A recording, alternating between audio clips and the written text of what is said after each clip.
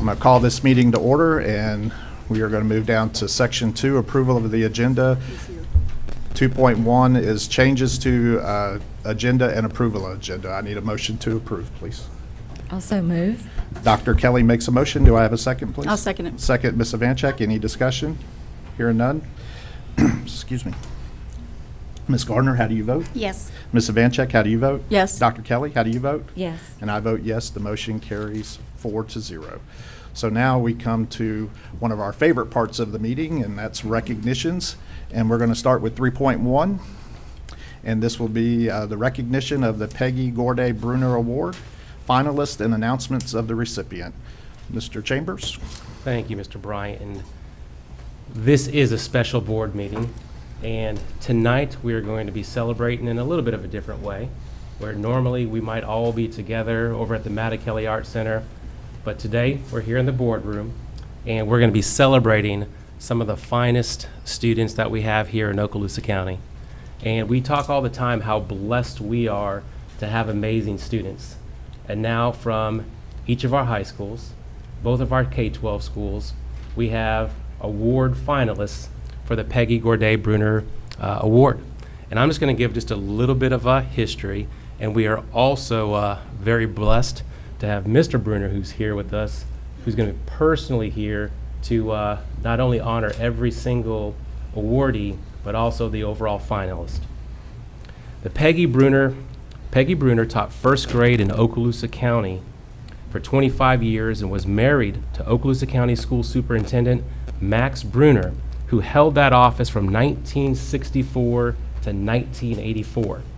Okaloosa County and Fort Walton Beach was a much smaller community back then, and Miss Bruner actually taught many of the kids coming through the schools in the south end of the county. Both Peggy and Max Bruner were passionate about public education and believed it was the key to achieving the modern American dream. She was dedicated to striving for excellence in all facets of childhood development. She would be deeply gratified to know that our county's highest award, the highest award for educational achievement and excellence, is named after her. And before we go any further, Mr. Bruner, if you would come forward. Well, it's always a special honor to get to do this, and I haven't missed in years. I think I missed a time or two, and I got one of my sons to cover for me, but it's a big deal for me. And the county's education system is so important to our county and has been for so long, and it's been one of the things that kind of makes Northwest Florida very unique. I had an opportunity to serve in the Florida Senate from 1988 to 1992. And I learned even more about the state than I already knew, and I grew up and lived here all my life. And it's kind of interesting when you have an opportunity to grow up in this environment in Okaloosa County. The school system has been such a big part of it, and the people have been such a big part of it. And you go off, and people in South Florida don't know much about the area, and they kind of think you're going to have hay seeds falling out of your hair, and they don't know really what to expect. But it's always been a great honor and pleasure to me to be able to say, hey, take a look and you'll see that Okaloosa County has continuously ranked in the top 2 or 3 year in and year out in terms of our effectiveness and the quality of our measurements in education. So education has been a big part of this community, not only for the students, but also for the business community and every other aspect of the area. And it's a great pleasure, always has been, to get to do this. There are always a lot of great nominees from north to south in the county, and there's only going to be one winner. It's tough, I know, because kids work so darn hard for this, but this is very special. It's to be the best student in the entire county is special, because we do have a great system. We have a lot of really educated people here. It's a special, unique place, and you have to kind of know it and have lived here to really understand it. But it is special. So tonight, And Mr. Bruner, sorry, one second.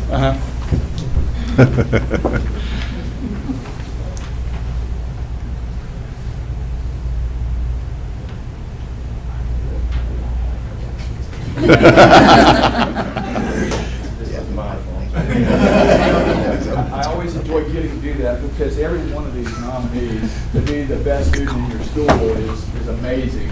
And then to be the ultimate winner, and thank you for doing that, Mr. Superintendent, because I was about to go ahead and say, hey, I don't know how he did it, but he did it. I've already tipped my hand a little bit. It's going to be a he, but let me give you a little more suspense. From Baker High School, we had Catherine Strong. From Choctaw High School, we had Lawrence Ashley. From Crestview High School, we had Gabriel Ayubi, I hope I'm pronouncing that right. From Fort Beach High School, Kylie Bob. From Laurel Hill School, Haley Steele. And from Niceville High School, David Dye.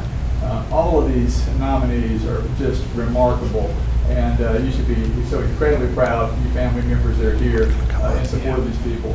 But again, there was just one person chosen, as there has to be every year, and it's been a really great thing. So if you were nominated, unbelievable, and if you won the thing, fantastic. But it's my pleasure tonight to tell you about an individual who had a cumulative, what the unweighted grade point average was 4.0, and the weighted grade point average was 4.7272. He is an outstanding individual, and tonight the winner of the Outstanding Student in Opus County is Lawrence Ryan Ashley.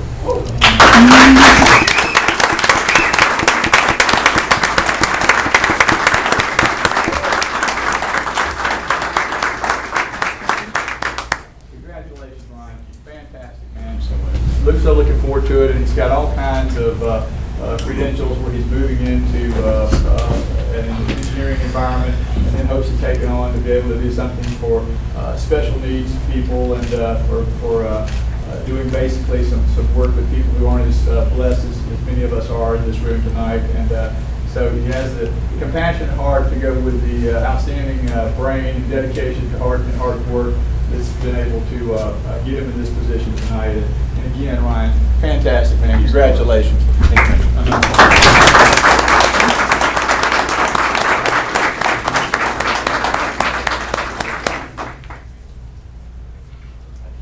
And before Ryan's going to have some words that he's going to have for the board. But before we do that, as we know, a number of great award finalists here from each of our high schools, each of our K-12 schools, absolutely fantastic students.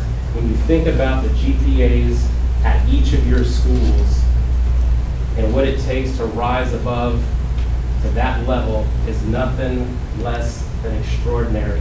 And you think about the students in this district who go off, whether it's to Harvard, whether it's to the University of Florida, whether it's to Florida State, whether it's to any of these schools, but you guys are the cream of the crop, and that's absolutely fantastic. So we're going to call you up as well. We're going to take a picture as a group, and then Ryan's going to have a 10-minute speech for the... Okay, David Dye is the first recipient.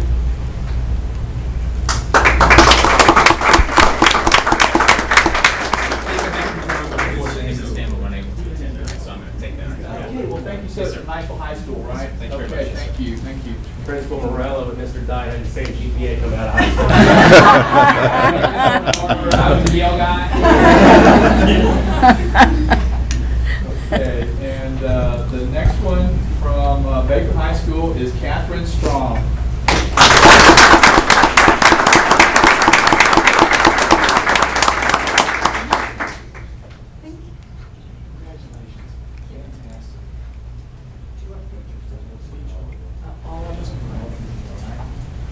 Okay, and of course, our winner, Ryan Ashley. We're going to let you give the 10-minute speech here in just a second. And then from Crestview High School, is it Gabrielle or Gabriel? Gabriel, come on up, please.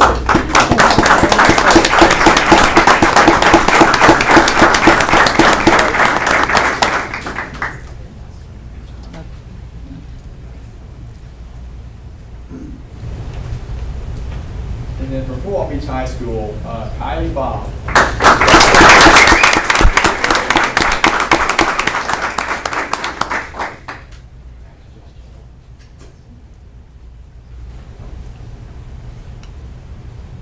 And from Laurel Hill School, Haley Steele.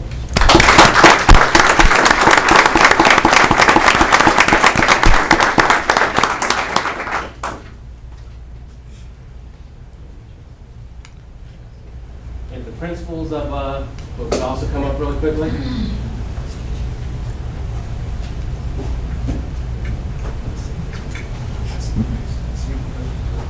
Mr. Bryant, if you want to come forward. Yeah, you have your certificate, like, right side up, so you make sure. Fold it back. Appreciate it. So get up on the steps behind all day. Yeah.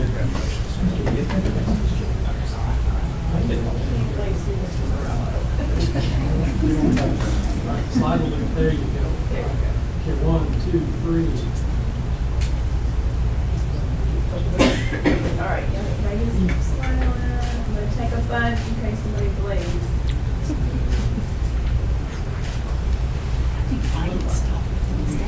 Perfect, thank you.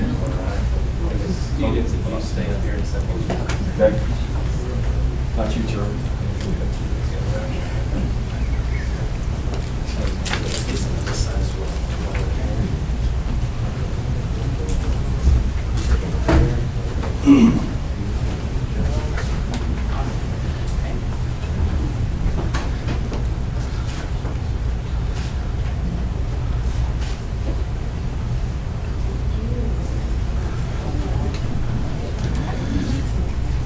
It's going to be perfect time in public.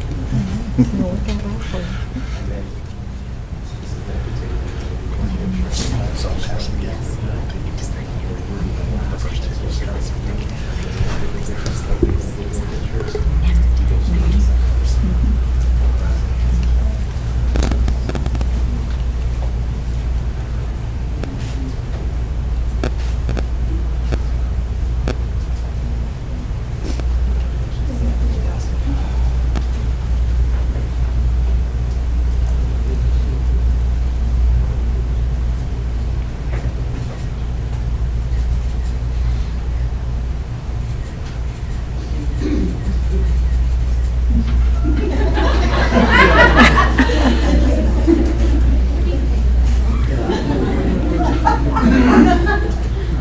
Yes, Marcello's got a picture.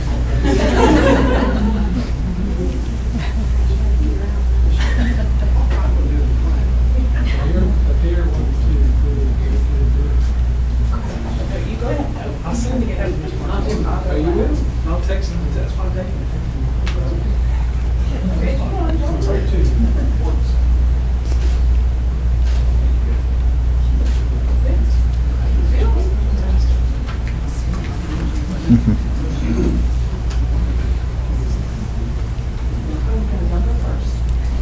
Go ahead.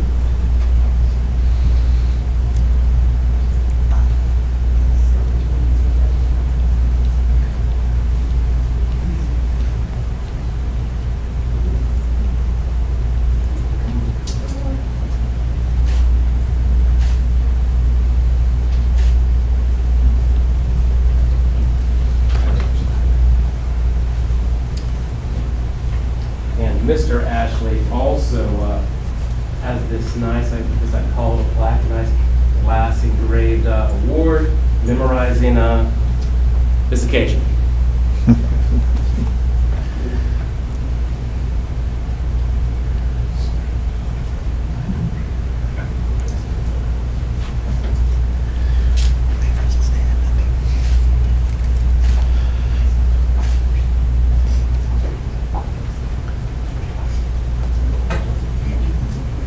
Mr. Chambers. Absolutely.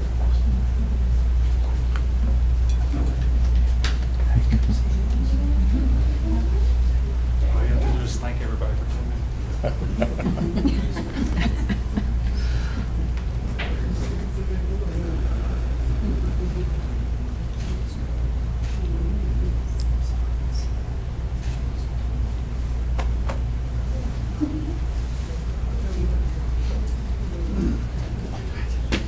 Thank y'all so much. It really is an honor. I couldn't do it without everybody in this great school system. Thank y'all. Thank you. Thank you. Congratulations. Congratulations. Good job.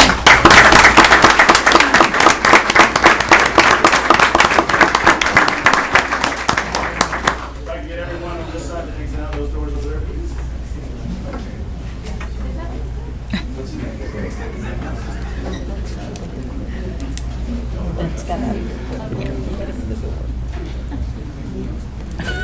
Okay, while everybody's exiting, we're going to go ahead into public hearing.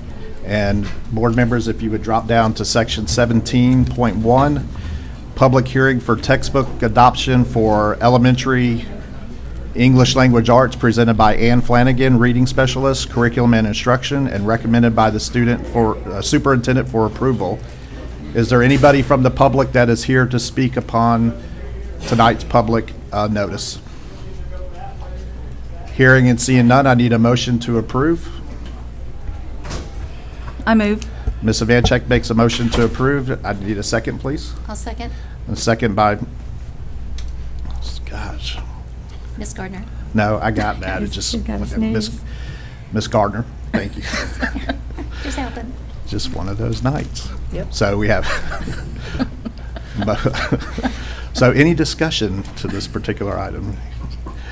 Okay, hearing none. Ms. Gardner, how do you vote? Yes. Ms. Ivanchek, how do you vote? Yes. Dr. Kelly, how do you vote? Yes. And I vote yes. The motion carries 4-0. So now we'll scoot back up to section 3.2 and let the recognitions continue. And 3.2 is recognition of Walker Robinson, Fort Walton Beach High School, 2021 Florida High School Athletic Association Division IIA Boys State Champion in the 199-pound weightlifting class. Mr. Chambers? Thank you, Mr. Bryant. And it seems like every week we have a new state champion.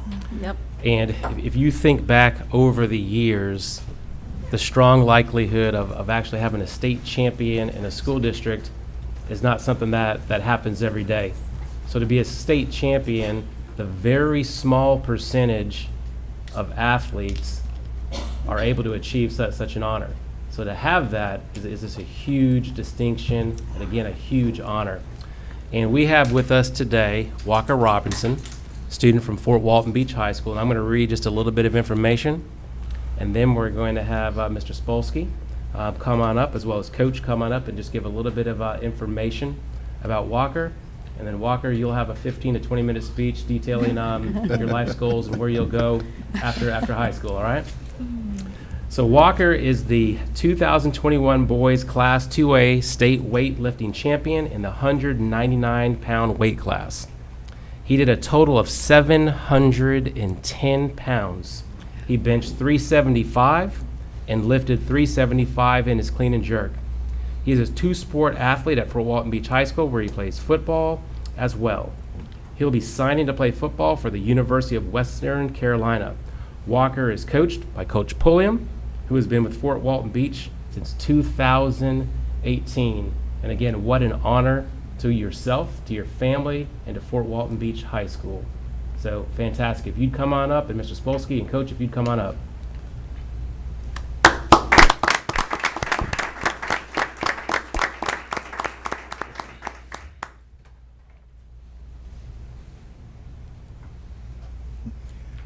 Thank you for taking this time to honor Walker and his accomplishments. He's an extraordinary young man. He's very shy, but when it comes to getting down to business, he takes care of work. He works after school. He just left the weight room and is getting ready right now in the off season to get ready for the fall. But what's interesting is I've had an opportunity in my 26 years to be around just a couple, actually 3 state champion weightlifters, 1 female and 2 males. And what really works is you find someone who's hungry, who's somebody who's driven, and then you find a coach who just takes them as far as they can go. And Coach Pulliam, I want to give him just an opportunity to address the board, has been just an absolute charm to work with so far. He hasn't been long, but I've known Josh for a long time. And his relationship and the bond that he formed with Walker, it was unbelievable to watch these two work together. And I've had a chance to watch him lift both at the regionals and a bunch of local meets, and it's really quite impressive for the 199 class what he has accomplished. So he's a great student athlete, and he'll be a great representative when he leaves our area and goes on and does some really good things. So, Coach Pulliam? Thank you, Mr. Spolsky and Coach McDaniel. I appreciate all you guys letting me come out here and speak today, and what an honor it is to be in front of some former teachers and people I've been around and former coaches in the room that I've had. It's such a blessing to be a part of Okaloosa County and the school district and Fort Walton Beach High School, and just having an opportunity to coach this young man and these young women over at Fort Walton Beach. it's truly a blessing and it's awesome. About 3 years ago, I had a chance to meet this young man, and he was lifting about 175 pounds.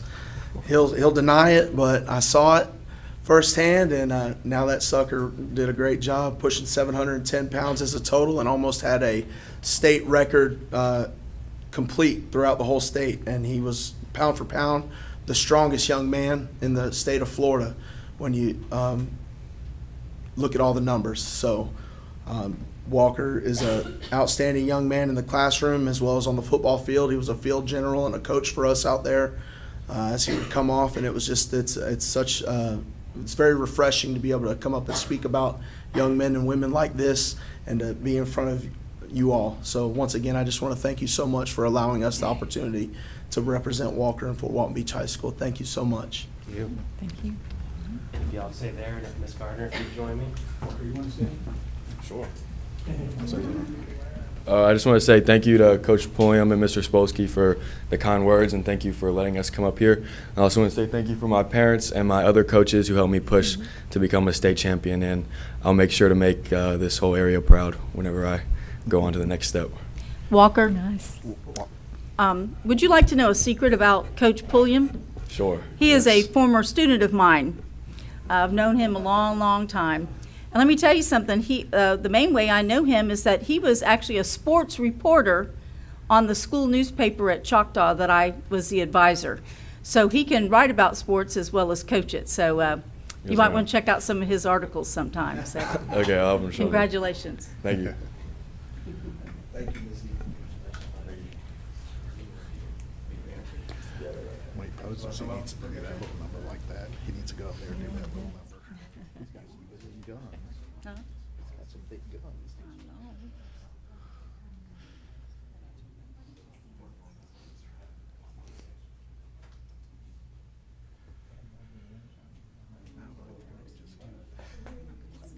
I know. I know, you just sit that way, I know, you're feeling.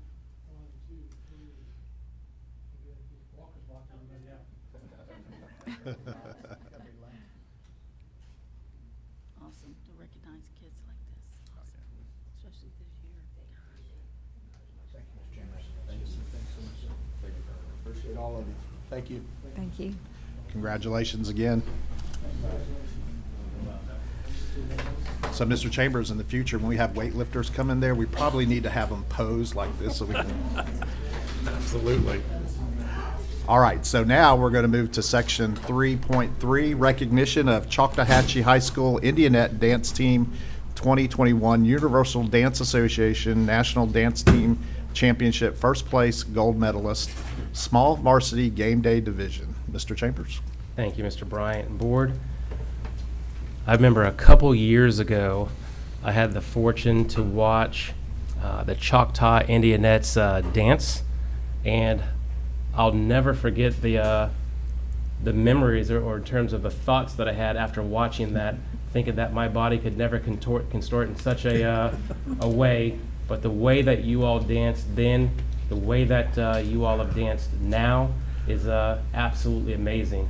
And again, what a testimony to Okaloosa County to see the amazing dance teams that we have throughout the district, and Choctaw High School specifically bringing home a title. And that's something that we're extremely proud of. And I'm just going to read just a little bit of information, and Coach Shank she'll correct me anywhere where we need some additional information. So Choctaw Indianette Dance Team recently competed at the 2021 UDA National Dance Team Championship in Orlando. For the first time in Choctaw's history, the dance team took home the national championship in the small varsity game day division.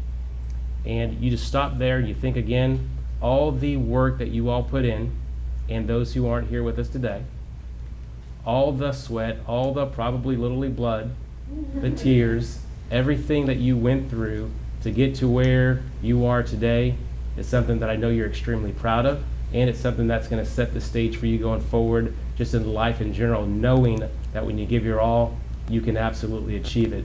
So we are so very proud of you. And here to accept the award on the Indianette's behalf, we have Carlton Carter, Valerie Nusimo,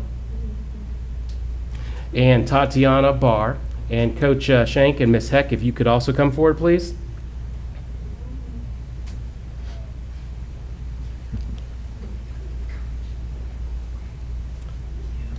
And Ms. Heck, as you're coming forward, I would imagine you'd have some words, and Coach Shank, I would imagine you will as well. Good evening. Thanks for having us tonight. As you can imagine, pride is only the beginning of the emotions I have for my Choctaw Indianettes.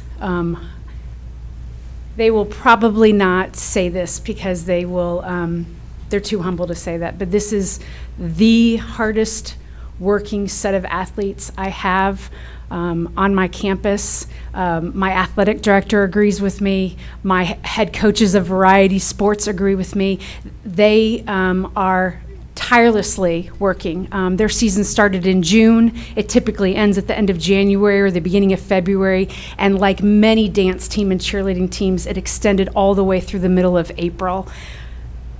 And it culminated, despite the ups and downs, despite the trials and tribulations, it culminated in a national championship. This team, and only 3 of them are here. Coach Gabby is as well, joining Coach Shank. Only 3 out of the 8 are here, but they are incredible. They are resilient, and I am so proud on behalf of Choctaw that they have won the national championship and brought it home.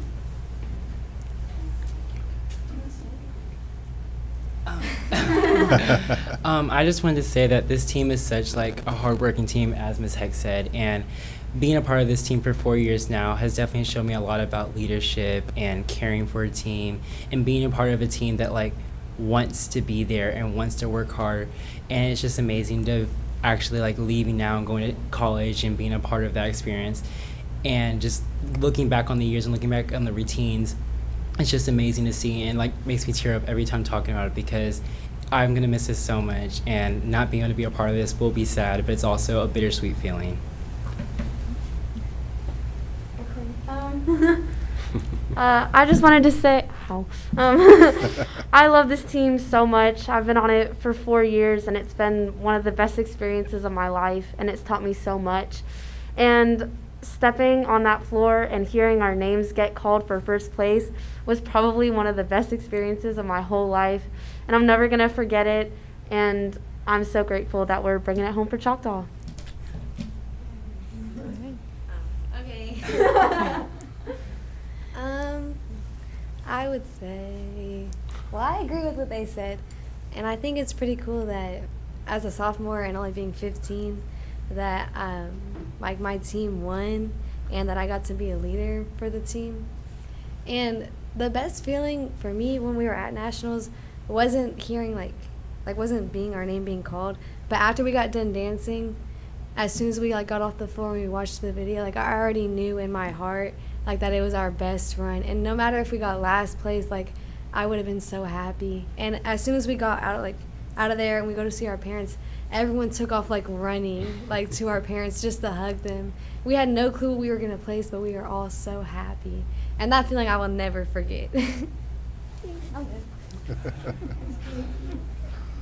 Well, for me, I think when the season started, I just wanted to get to the end of the season together as a team. We had no idea if we would compete. We had no idea if school would stay in. We just didn't know. So my biggest goal was just to get there together, to do it as a team, whatever that looked like.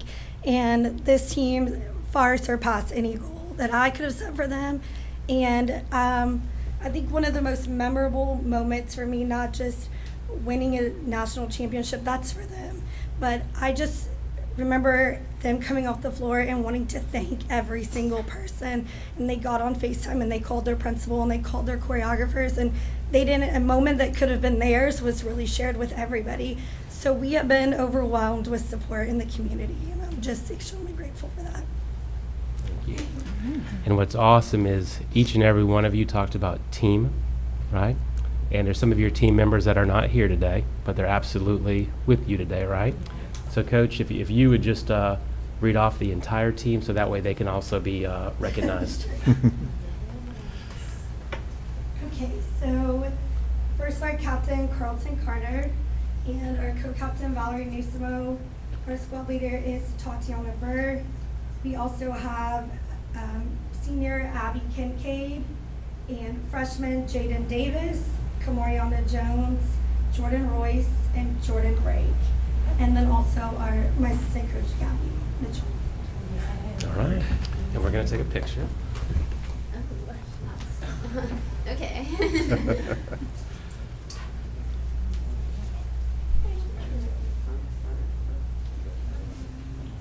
This is, each of you will have individual certificates as well as your absolute team certificates if you hold that.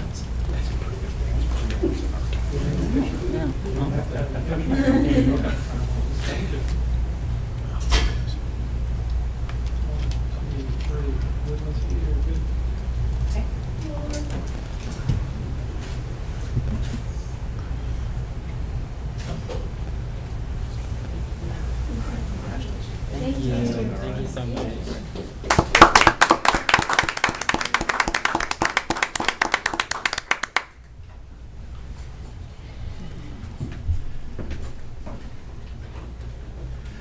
You know, Mr. Chambers, this is what I love. I know that my fellow board members love this part of our meetings when we can recognize all of our outstanding athletes throughout the county, whether it's dance or football, whatever, weightlifting, but also recognizing our academic leaders too out there. So a lot of excitement tonight. So now, as we move through, we're going to go down to section 4. And we have no visitors at this time. But the next part is the administrative personnel appointments. And, you know, this is the future of Okaloosa County Schools right here, our future leaders that are coming into these positions. So this is a very exciting time. So we're going to go to section 5.1 and the appointment of Assistant Principal 1, 12-month, Crestview High School. Mr. Chambers? Thank you, Mr. Bryant and board. So I bring before you tonight Miss Allison LaVictor. Allison LaVictor is a native resident of Crestview and a product of the Okaloosa County School District. She attended Northwood Elementary, Walker Elementary, Richburg Middle School, and Crestview High School. She graduated from Northwest Florida State College with a Bachelor's of Science in Elementary Education and later received a master's degree from the University of West Florida in Educational Leadership. In the classroom, Ms. LaVictor taught first and third grades at Northwood Elementary School for 6.5 years. During those years of teaching students to love literacy, she learned that she had a growing passion for professional development and thus pursued the position of an ELA instructional coach here in Okaloosa County. During the 2019-20 school year, Ms. LaVictor became the assistant principal at Laurel Hill School, and since her appointment has enjoyed working with and empowering teachers, students, and parents in the Laurel Hill community. She credits so much of her success and enjoyment as an administrator to the dedicated Hobo faculty and staff and the support she received from them when she came aboard. Ms. LaVictor married her husband, Benjamin, of 11 years in 2010. Benjamin is an ELA teacher in Okaloosa County, and together they have 2 children, Jamison, who's 7, and Harper, who's 6.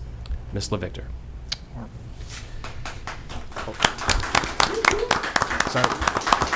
So Ms. LaVictor, hold on. So at this time, I'm going to pass the gavel over to my vice chair and Dr. Kelly. All right. You want to say anything else about Ms. LaVictor? That is it. Okay. So at this time, I need a motion. I will make that motion. Okay. Have a motion. And do I have a second? I'll second it. Okay. And now I'll call for the vote. Ms. Gardner, how do you vote? Yes. Yes. Ms. Savanchik? And Mr. Bryant? Yes. And I vote yes, so it's unanimous. 4 votes for you. So, Ms. LaVictor, it would be appropriate at this time if you want to say a few words. Congratulations. I'm honored and privileged to be here tonight. Mr. Chambers, thank you for always supporting me and your assurance in me. You persistently inspire and empower me to reach for higher and higher professional goals. Board members, thank you for your support, not only to me, but to the schools that I've served. I'm humbled by your confidence, and I look forward to showing each of you that I'm ready for this very new adventure, but in a very familiar place. Crestview High School is my home. I'm thrilled to be back there in this new capacity. Thank you so much to my family, specifically to Ben. If it wasn't for him and his willingness to always pick up my domestic slack as I pursue my professional dreams, I wouldn't be here right now. And Ms. Martello, I cannot express to you how much your leadership and friendship has meant to me. Thank you for all that you've taught me and shared with me during my time as a new administrator. And Mr. Sanders, I look forward to working with you and the administrative team to continue to pursue a standard of excellence at Crestview High School. Thank you, and for allowing me this amazing opportunity. Congratulations again. Congratulations.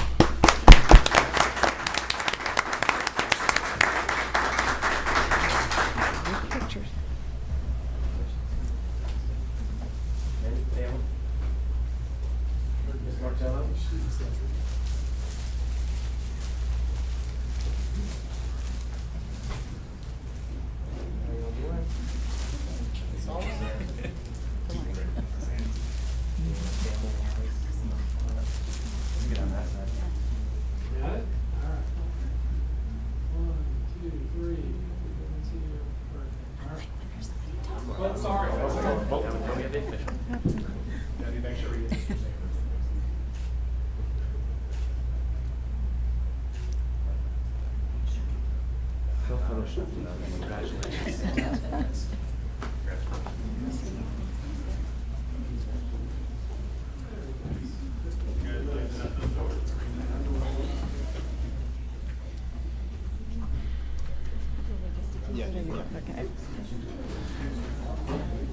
I'll just let you go all the way down to 5.4. I stumbled through it, so the next one. You're doing awesome. The next one goes too.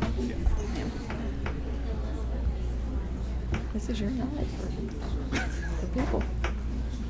Oh, now we have Tammy.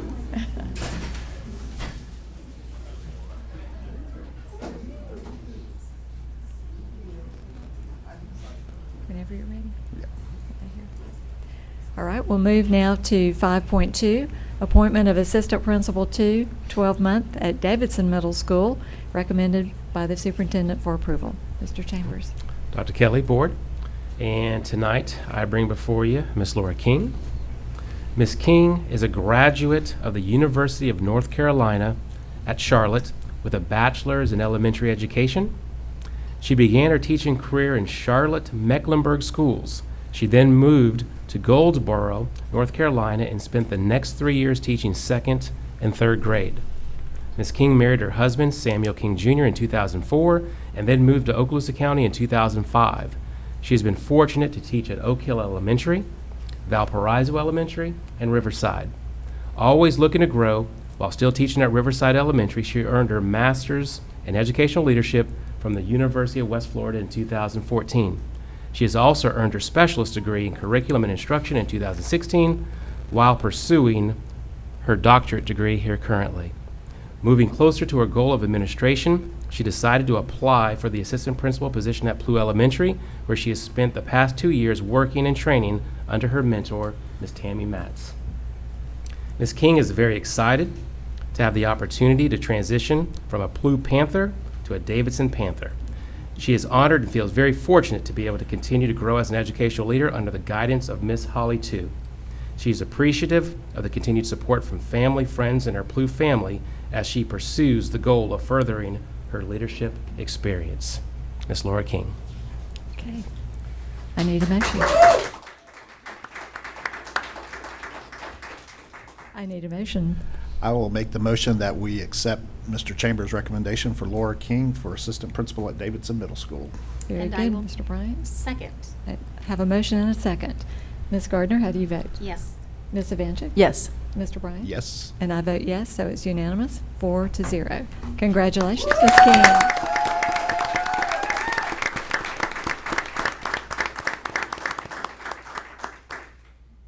I got my notes here so I don't forget anything. I'd like to begin by saying thank you so much for your confidence in me as I move forward as a Davidson Panther. And I cannot say thank you enough to my friends and colleagues and family that's YouTube right now in Utah and North Carolina watching. And I am looking forward to working with all the Davidson Panthers in the years to come and continue to grow with Okaloosa County Schools. Thank you so much. Okay, congratulations. Thank you. Congratulations.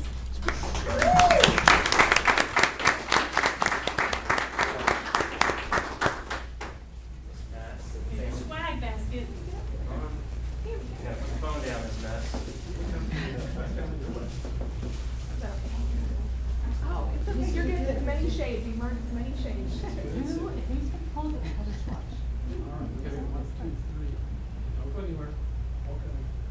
Yeah, you did. Okay.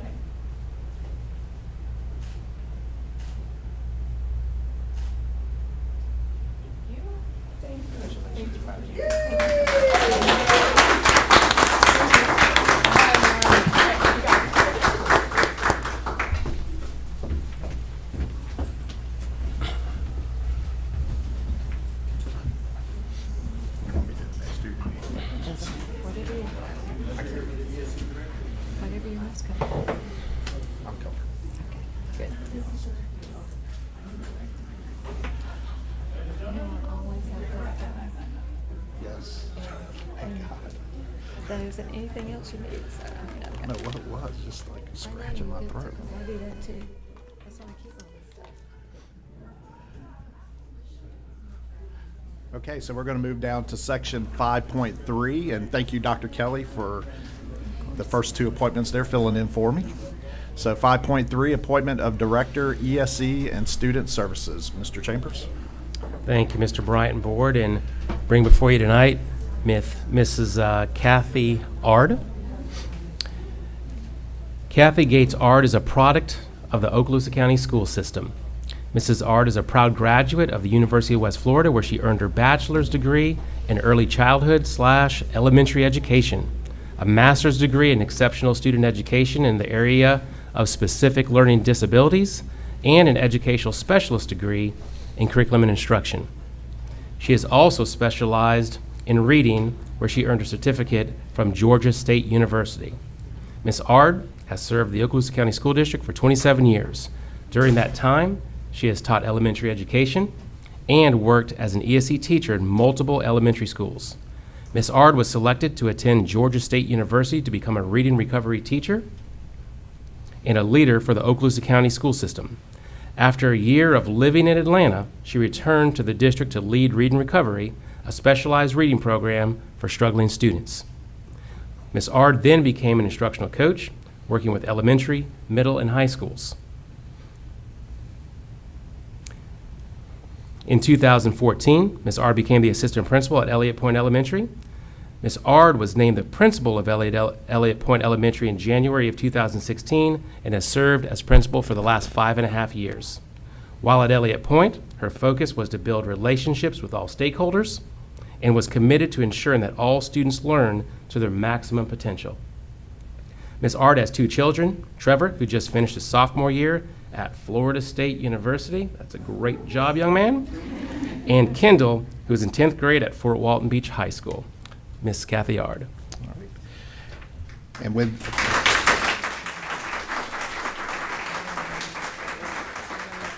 so I need a motion to accept the superintendent's recommendation for Miss Kathy Ard for ESE and Student Services. Do I have a I'll motion? make the motion. Ms. I'll Gardner second. makes a motion. Dr. Kelly with a second. Ms. Gardner, how do you vote? Yes. Ms. Vancheck, how do you vote? Yes. Dr. Kelly, how do you vote? Yes. And I vote yes, 4-0. Congratulations, Ms. Ard.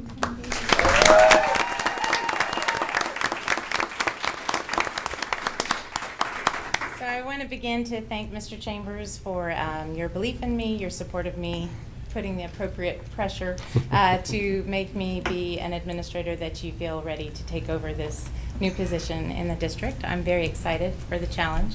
Thank you to all the board. I have a personal relationship with every one of you. Ms. Gardner, when I was a teacher and a coach, if I didn't know an answer to something, I could call you and you always found it. Even you'd say, I don't know, but you'd get back. So I've always appreciated your support and your support of my school now. Thank you. Ms. Evanjek, you were one of those teachers when I was at Choctaw that made me want to be a teacher. Just the spunk and the excitement that you put in everything you did. Mr. Bryant, you have been such a great support to my school, visiting all the time. Thank you. Elliott Point loves you. Dr. Kelly, you were my teacher for level 2 to prepare me to be an administrator. Dr. White's not here, but he was my second principal when I was an ESE teacher, the very second person I worked for. So thank you for your support. Thank you for acknowledging me to be in this role. I also, of course, want to thank all of my Elliott Point family that has joined me today. I'm very proud of the people that came to support me. It's a hard thing to do, to leave them. I love that school and I love those students, but the opportunity to support more teachers and other schools and districts and administrators as I have been supported is a challenge that I'm ready to take. Of course, all the administrators that I've worked with in this district and all my principals that are back there in our shirts, of course, all the teachers I've worked with in this district, and most of all my family and my friends that are here to support me. So thank you very much. I am very excited to begin this journey. Congratulations.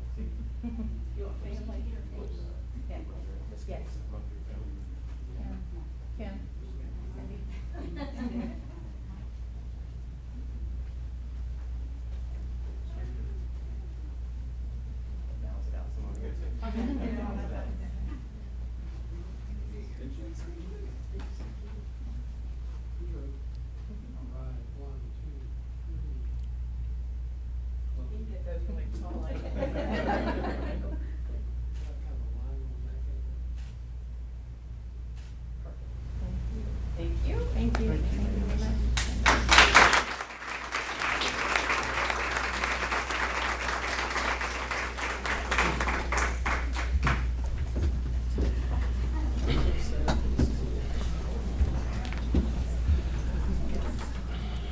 All right, so now we're going to move to section 5.4, appointment of Director 1 curriculum, and recommended by the superintendent for approval. Mr. Chambers.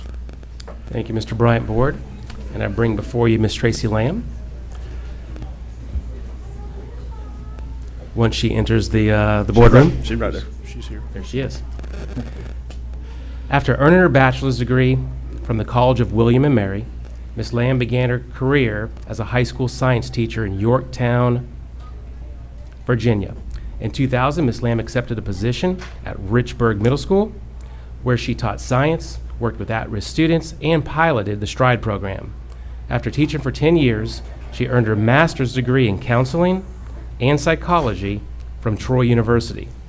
Over the next 10 years, Ms. Lamb served as the school counselor for Baker School, Shoal River Middle School, and Riverside Elementary. During this time, she served as the district's MTSS committee, where she was a leader in creating the MTSS model for Okaloosa County. As a result of the successful model, Ms. Lamb presented a seminar on MTSS to the Florida Association of School Administrators. In addition to the MTSS committee, she has served on the district's pupil progression committee as both a school counselor and administrator. In 2015, after earning her master's degree from the University of Texas at Arlington in educational leadership, Ms. Lamb joined Meigs Middle School, first as an assistant principal and then as principal. During her time as a Wildcat, Ms. Lamb worked with her faculty to implement a positive behavior intervention and support program, which has proven to have a great impact on the student culture at Meigs. As principal, Ms. Lamb has worked closely with her ESE faculty members to design a successful educational model for students with behavioral and emotional disabilities and students on the autism spectrum. In order to better serve her students and teachers, she earned an endorsement in exceptional student education. And Ms. Lamb lives in Niceville with her 9th grade daughter, Madison. Ms. Lamb. So at this time, I need a motion to accept the appointment of Tracy Lamb, Director 1 curriculum. Do I have a motion, please? I'll move. Ms. Vancheck makes a motion. Do I have a second, please? I'll second. Second, Ms. Gardner. Any discussion? Hearing none. Ms. Gardner, how do you vote? Yes. Ms. Vancheck, how do you vote? Yes. Dr. Kelly, how do you vote? Yes. And I vote yes. The motion carries 4-0. Ms. Lamb?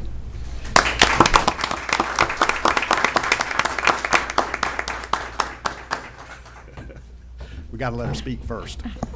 I've messed them all up tonight, so it's all right. It's been a long night already. Mr. Chambers, thank you so much for this recommendation and this opportunity, and I'm very grateful to all of you for your support as well. When I think about all the jobs that I've had in education over the last 25 years, just finishing my 25th year, as a teacher, as a counselor, assistant principal, and principal, in each of those roles, they look very different, but but I had all my favorite parts of each job that I had and the pieces that I loved. So when this position posted and I learned more about what this position was going to be about, it was like the cornucopia of jobs for me. All my favorite parts and the pieces that I love in student services is going to be part of my role. And I am super excited to join the team here in Niceville and to partner with schools to help us continue to be the very best district that we can be. So thank you very much. Congratulations. Congratulations.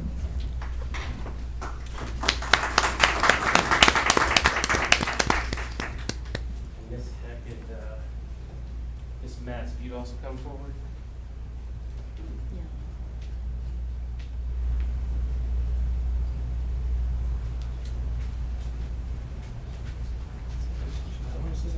I know.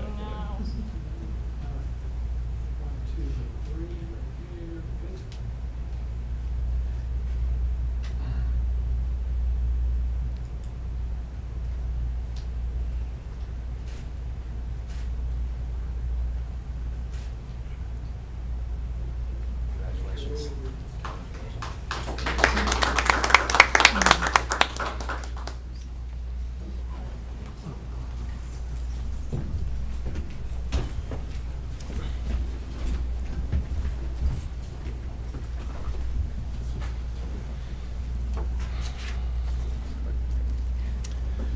Okay, so now we're going to move down to section 6, public comment. 6.1, members of the public desiring to address the school board, form MIS 5241, public input and/or discussion of agenda items. And we have nobody in the public here to speak tonight.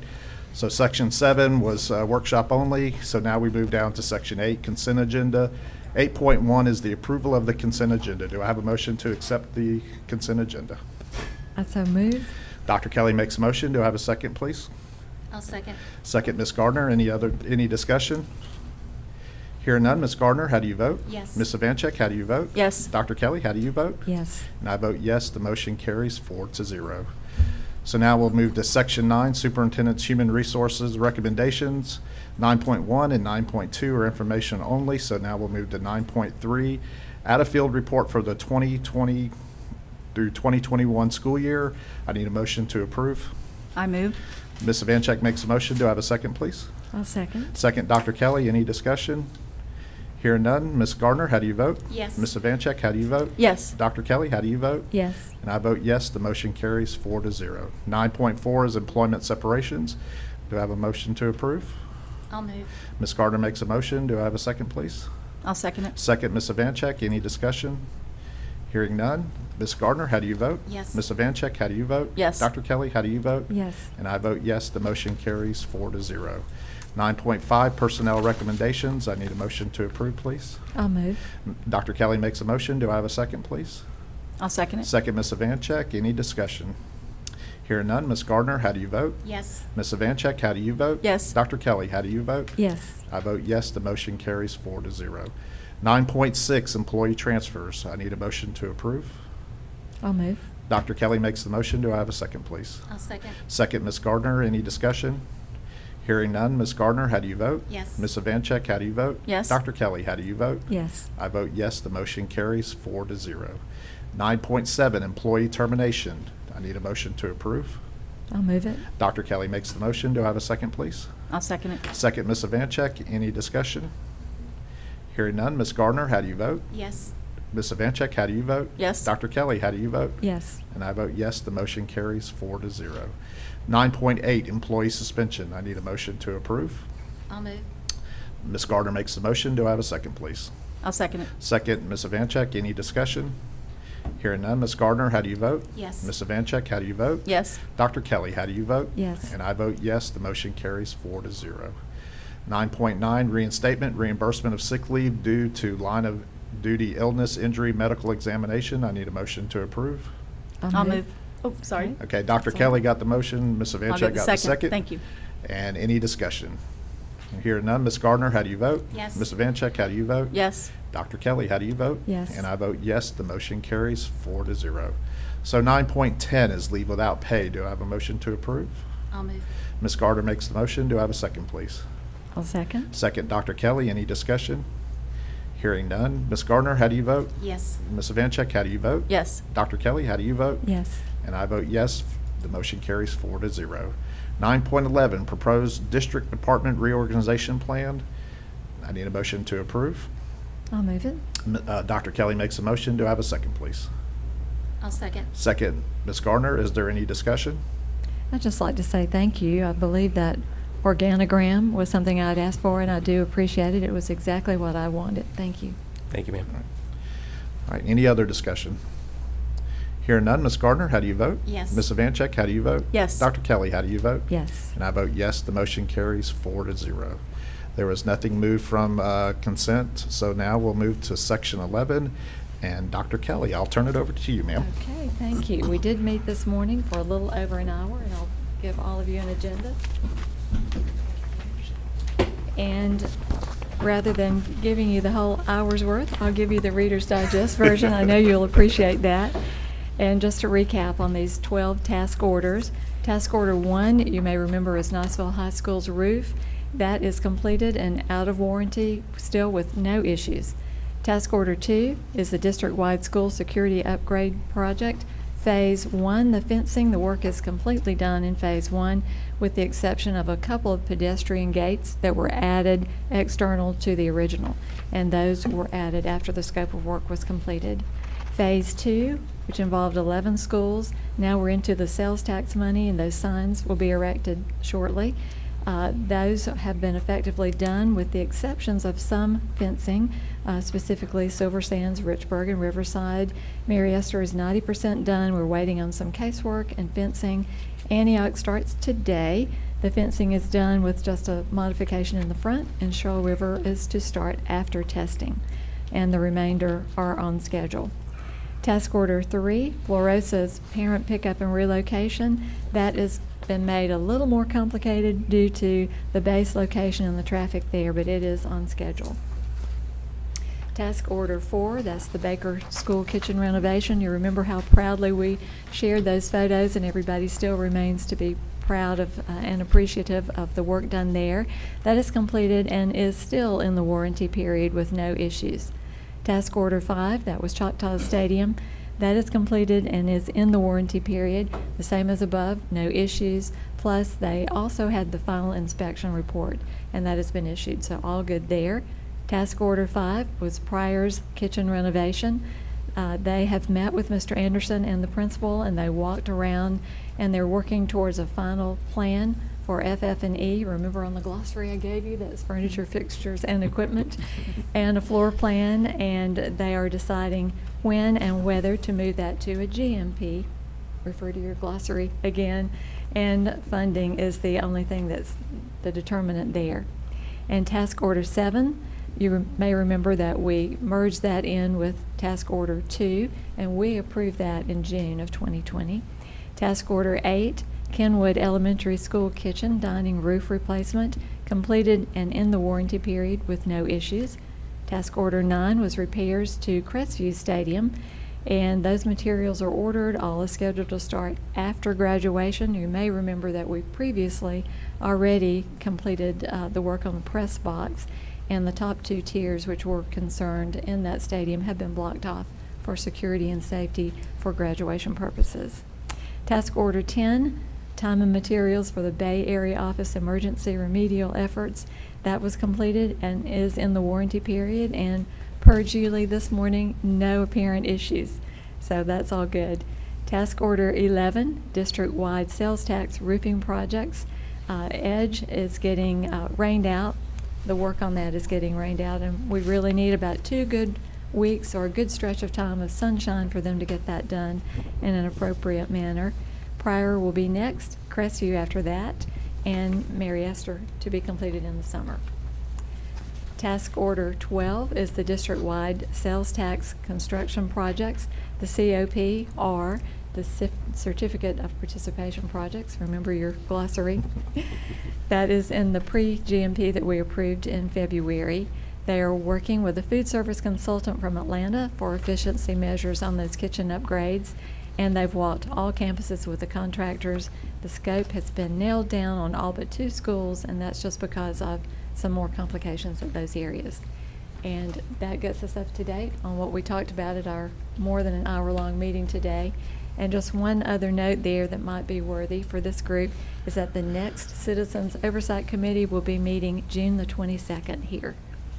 So, anything else, Mr. Wharton, to add? Okay. I just want to say thank you. I think it was Ms. Vanchek's idea to add the sale tax note on these. I think it and was for Dr. White. Including, Dr. White. Mm-hmm. Thank you, Dr. White, for not being, for adding that and for you to including that. Okay, good. Those are good notes. Yes. I did have one comment, speaking with the folks at Florosa. And, you know, we have the perfect storm out there, coming off the base and then, okay, and we all know about Highway 98. So I know that there's been a little bit of rumble, even though we've got that turn lane. Still, there's a certain time frame, particularly in the afternoon, particularly this time of year, that is just challenging. And it's not us and it's not them, but it's just that time. And so I know they are working with the base commander there at Hurlburt and all, still trying to work it out and everything. You know, we've got Florosa geographically sits the farthest west school that we have in our district. So that puts us into having to have the buses, they're on a later schedule. I think they're probably the latest getting out, or one of the latest in our district. So you have that piece, and then you have the base getting out around that time with some staggered things, but add in tourist season. You know, I think people just are gonna have to be patient out that way and be aware of the time that you're trying to traverse back and forth on 98. Because there's all those elements are coming through. But I do know that just personally visiting out there, that turn lane has made a big difference. And of course, the administrators, Ms. Massey and Mr. Cotton, are working with getting that light synced to flow with the traffic coming out of the school. And it's made it much safer for the students and everyone there. So just have to continue to be patient and work with that situation out there, particularly now. Thank you, Ms. Vanchek. Any other questions or comments for the construction? Okay. As always, Dr. Kelly, thank you for your report. So now we'll move to section 12 and information technology seat management contract. We have nothing. Mr. McInnes, you're up, sir. No report tonight. All right. And then we'll move over to Mr. Chambers, your business, sir. Thank you, Mr. Bryant. As you know, on Thursday, I delivered some information, as well as we had some of our departments also deliver some information. So tonight, maybe for the first time, I don't have anything to report other than to say, again, extremely proud of what our students are doing academically with the awards that they're receiving, athletically and extracurricularly. I know it's something that makes us all extremely proud. So thank you. Thank you, Mr. Chambers.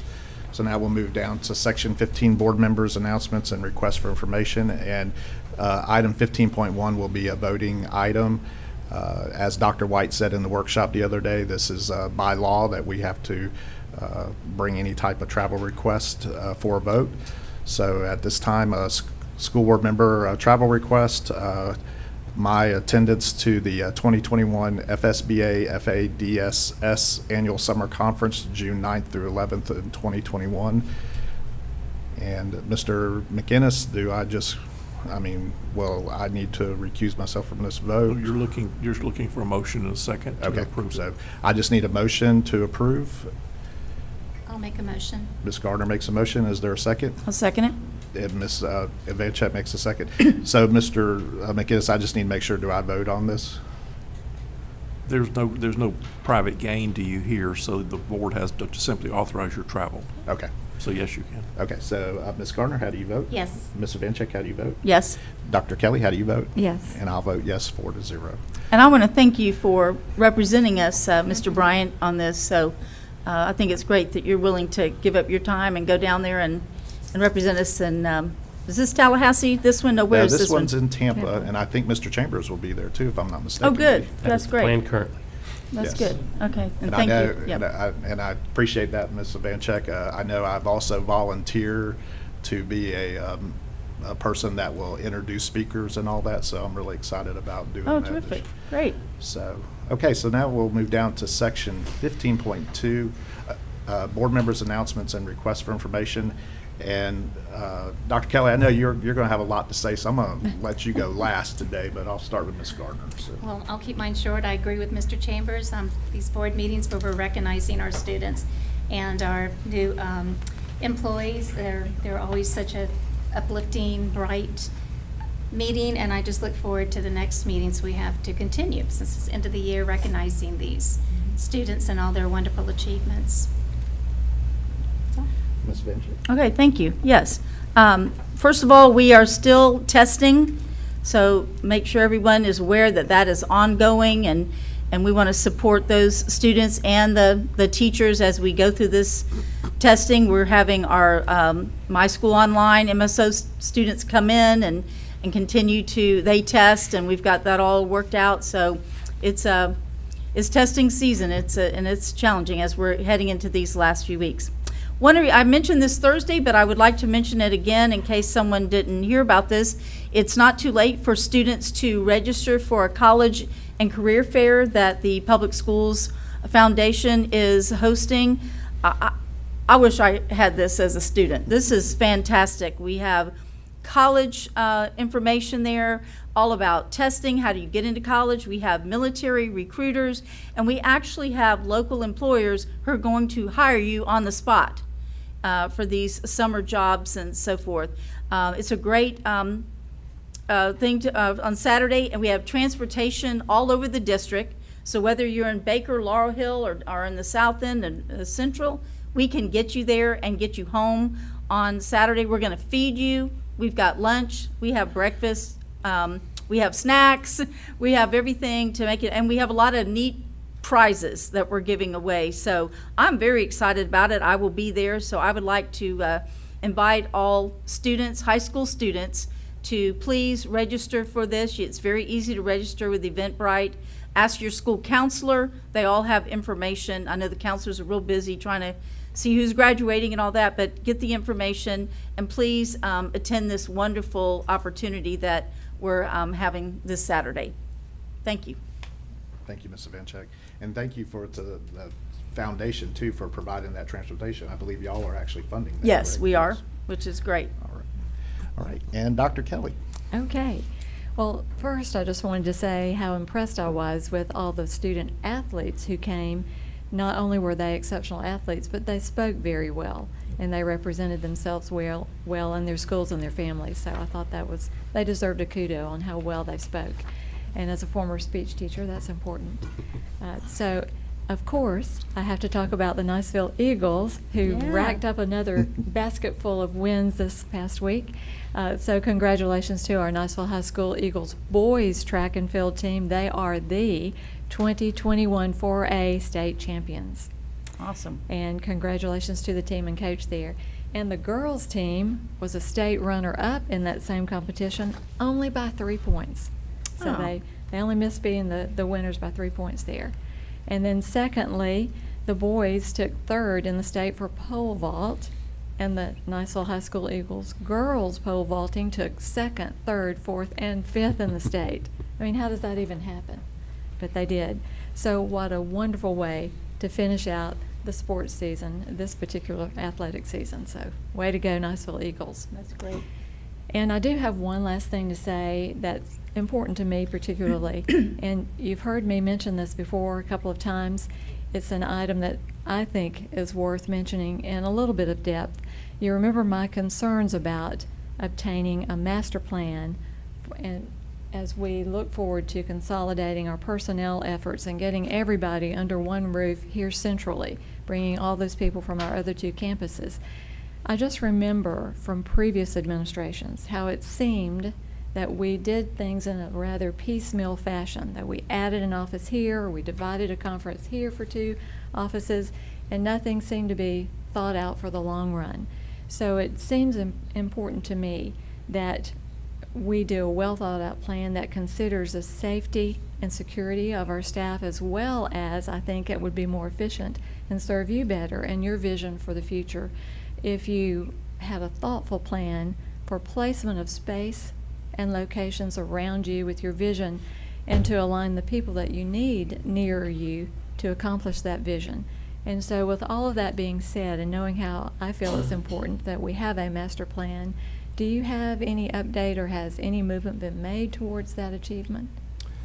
Yes, thank you, Dr. Kelly. And I'd like to start off by saying, I think probably over the last 10 years, over a number of previous administrations, there's always been talk about, whether we consolidate here to the central office here at Niceville, where the district office, in essence, would be in one spot. And you also used the word vision. And, we've talked about the next generation of Okaloosa schools. Specifically, that's talking about our infrastructure. That's talking about our safety. That's talking about new school buildings. So that vision is there. This is a little bit separate because we'd be talking about different pots of money. We have discussed, what might a master plan look like here at the central office. And what we've also discussed is how everyone being together in one location, what a difference that can make in terms of efficiency, in terms of communication, and especially making a difference for families and making a difference for just employees in general. But also, with everyone being at one location, you'd have the ability to consolidate services as well. So we'd also have the ability to have some savings in this process. But we know, listening to previous comments by the board, I know this is important to you, I know it's extremely important to me as well, is that if we looked at creating a master plan here at the Central Complex, we would not be looking at using any half-cent sales tax dollars. So I just want to repeat that. We would not be looking at utilizing any half-cent sales tax dollars. We would not be looking at utilizing any 2 mil dollars that some people normally might refer to as capital dollars. We would look at proceeds that if we were fortunate enough to sell Lowry Place, we would use those types of funds and other non-recurring funds for this type of a facility. I think it's also important to mention that in a master plan, I don't think any of us would want to be looking at building buildings. We would be looking at creating offices, but creating offices in such a way where departments can be together in one house for the efficiency of this school district. And I think as we look to move forward in terms of a master plan, I think either by the next board meeting or the board meeting after that, as I talk to staff, I think we'd have the ability to bring a master plan forward for your consideration. Thank you. And I might just add to that as I consult in other districts, there's not another district that I recognize that doesn't have their staff all together under one roof. And what I notice in that is it makes for a more expedient transaction of business. So if Sheila needs to walk down and get some information from ESE, she just walks over there and gets it. Or if you want to go ask someone something, you just walk down the hall and get it. You don't have to arrange a meeting or look at everybody's schedule or calendar it. You can just walk down there and stick your head in for a 2-second conversation and get the answer. So I really very much value that you just told us, that information you shared with us, and I appreciate it. Thank you. Thank you, ma'am. I have a question on that topic, please. Okay, so what about our campus up at Carver Hill? Would it still be essential to keep that there, or would the plan might consider that we consolidate that too, as well as bringing us out of the south end? Great question. And Mr. Horton, if you could come forward. Hello. I would follow up on the superintendent's comment about at the next board meeting, or not the one after, bringing an item for the board to approve to begin that master planning process. So not actually bringing the plan, but bringing for your approval to begin that process. As it relates to the different facilities in the district, I think it's important as we go into this that we create a plan that has a phased approach to it, so that it can be approved at the board level based on available funding. And Mr. Chambers talked about non-recurring, isolated pots of funding that could be available for this, that does not take from the capital being used in the school or the half-cent sales tax, which can't be used on this type of project. So I would foresee a plan that identifies all of the components and then maybe establishes phases for when they could happen. So it could be because if you're going to begin doing some office work here, that maybe the first piece would be if Lowry were the location that we would look at or bring back to the board, then there's a number of employees there. We'd have to probably begin with those folks as a beginning phase, and then potentially the Carver down the road in a different phase. So I wouldn't view it as all at once, but I'd view it as taking bites out of it as the non-recurring funding piece is made available. Good, okay, thank you. I also think that you spoke a lot about efficiency, but I also think that we would find making that plan and so forth and changes a lot more secure if when we move forward to that in a lot of our things, because I know we do the best we can now, but in the bottom line, we got to look at safety and those issues as well when we're doing that along with the physical structure. Yes, ma'am. And so the master plan, people think about the layout of facilities and what's required there, but there are other components that we would bring that speak to that and the cost of safety at different locations. Right. And then the recurring costs, and they could be custodial, they could be utility costs and things like that we would want to be aware of, because if we were in one spot together, then we may be able to, through attrition or otherwise, reduce custodial needs. And we're always looking for custodial staff to fill our positions, but there's some cost savings that are going to be recognized, and we'd be able to report back to the board some estimates of that over time. So it's more than just about office space. It's about the whole picture of what it would mean to the district. Well, even utilities, I mean, you can have the lights on, so regardless of the number of people there, so maybe even that, I don't know, I would have to look at a report to see, we're paying to keep part of Lowry going, and I think the main building too, you got to keep a certain amount of air and Yes, ma'am. heat and all that, so of course we wouldn't be doing that, but Right.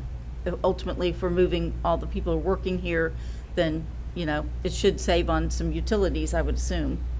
Yes, ma'am. I Yeah, think, yeah. and going back to what Mr. Chambers said before, is I think it's appropriate for the board to see a master plan to identify what the costs are before they take any action on any other item that could include selling other property. So I think Dr. Kelly's correct. The first thing is to bring a master plan so that everyone can see what the vision would be and how it can roll out in phases. Great, thank you. Thank you. Good. Thank you, Mr. Chambers. Thank you. Mr. Horton. That was all I had, Mr. Bryant. Thank you. Right. Thank you, Dr. Kelly. And my ending comments, first of all, for just going through the motions that we went through for item 5.1, which was Ms. LaVictor. I don't believe that I actually mentioned Ms. LaVictor's name in that. So, Mary, I don't think I mentioned her name in my motion. And I know we had that issue not too long ago where we failed to mention a name of somebody that was being appointed, so. Well, the superintendent certainly announced the name, and then the board accepted that recommendation, so it goes without saying that's the person that was being appointed. I just want to make sure, because I know we had. I think the time that occurred before, the name was maybe not mentioned at all. Okay. So All the right. name is in the record. All right. Well, just for housekeeping and clarification, I just want to make sure we were right on that. And also just to thank the Big Red Machine at Crestview High School. They invited me to come last Saturday to go speak for their leadership event that they had for their incoming band members. It was really a great time. Again, it was kind of another town hall type meeting after I got to speak. They gave me 45 minutes, and when you speak before kids like that, it goes by pretty quick. So 45 minutes in, and you could tell they were like, hey, let's get to the questions part. So, but I want to thank Jody Dunn and his team for inviting me to come up to that for that event. So we'll move to section 16, public comment. I believe there is nobody here for the 2-minute version. And before we go, Ms. Perry, anything? Dr. Hale? Ms. Applebert? Ms. Lightbourne? Mr. Horton? All right, this meeting's adjourned.